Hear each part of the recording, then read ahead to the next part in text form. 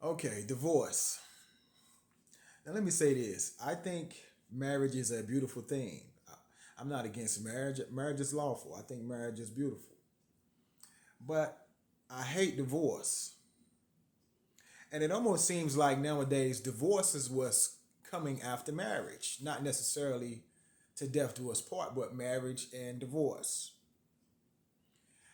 I remember my family had a 50th year anniversary dinner for my parents before my father passed away. And people came out and showed love. We ate good. Everybody celebrated my parents being together for that long. It was a beautiful thing. And I think maybe a couple of generations after my parents, yeah, a couple of generations, they were the last to have that to death do us part. Because nowadays, people not staying together 30, 40, 50 years, that's not happening. And I think it's sad because it doesn't have to be infidelity, it doesn't have to be domestic violence.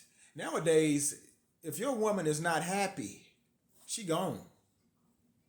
Her girlfriend may be in her ear like, girl, you know, you got a right to be happy. You need to leave. If he ain't making you happy, next thing you know, your woman gone, and you don't have to beat on her or cheat on her. She may still leave, and it's sad. I was at a comedy club one night, right, and they had a section of women wilding out, and the comedian was like, what's going on here? And they like, we celebrating her divorce. They had a limousine outside and all that. They celebrating. Some people call them divorce parties, but they was wilding out. Celebrating a woman divorce, a failed marriage. They celebrating. You know what I mean? I think it's sad. Now, I can't imagine. I can't imagine going to work every day, working hard, coming home tired, and you get your check, and your check goes to your ex, and she landed with another man, and you paying her for it. I mean, that's unbelievable, bro. I can't imagine that. I would hate that. I would hate that. Now I'm working, right? I'm working at a job, right? And I seen this guy, and I know he don't work on the same shift I work on, but I seen him and I asked him. I said, "What are you still doing here?" Right? He was older than me, an older guy.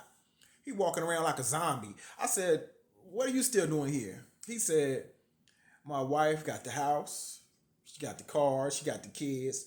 I'm paying her alimony, I'm paying her child support, and she got my 401k." I said, "For real?" I felt sorry for him. I said, "Wow, they getting all that now."